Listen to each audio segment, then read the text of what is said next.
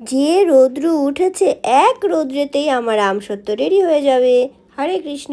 তো আজকে আমি বসে গেলাম আমসত্ত্ব দেবো। আর এই আমগুলো একটু বেশি পেকে গেছিলো। আসলে মায়াপুরে গেছিলাম, পরে আম খাওয়া হয়নি।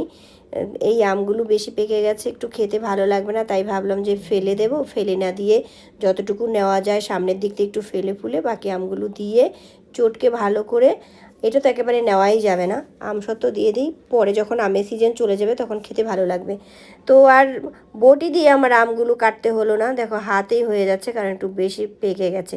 তো সবগুলো আম আমি ছিলে নিলাম, চোকলাগুলো। আর এইটা দিয়ে এখন একটু সেঁকে নেব, কারণ আমের মধ্যে যে আঁশ থাকে সেগুলো থাকলে ভালো লাগবে না সত্ত্বাটা। তাই ভালো করে আমি একটুখানি ঘষে ঘষে নিচ্ছি। আর আমের যে আঁশগুলো সেগুলো সব উপরের দিকে থেকে যাচ্ছে, নিচে সব আমগুলো পড়ে যাচ্ছে।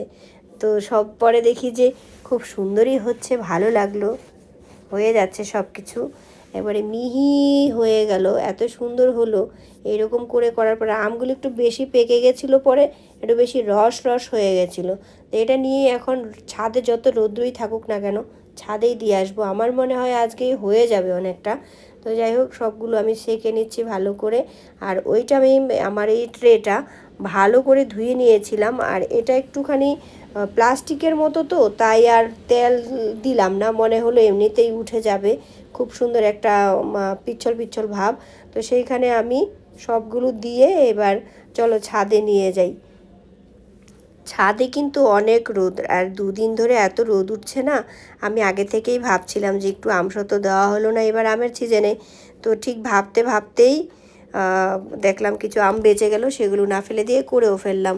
এবার শুধু সরাসরি নিচে দেবো ভালো লাগলো না, এটার উপরে দিতে চাইলাম। এটা আবার রিস্ক মনে হলো, হাওয়াতে যদি পড়ে যায় সব শেষ আমার কষ্ট। পরে দুটো ইটের উপরে দেবো, ওইখানে আবার সাইডে দেয়ালের ছায়া পড়ে যায় যদি, ইট দুটো আবার মাঝখানে নিয়ে নিচ্ছি ছাদের। তো এইখানে মাঝখানে এবার নিয়ে সুন্দর করে দিয়ে দেবো, যাতে সারা দিন রৌদ্র পায়। আর এত রৌদ্র কি বলবো, বারবারই বলছি এত রৌদ্র, আসলে এত রৌদ্র ছিল।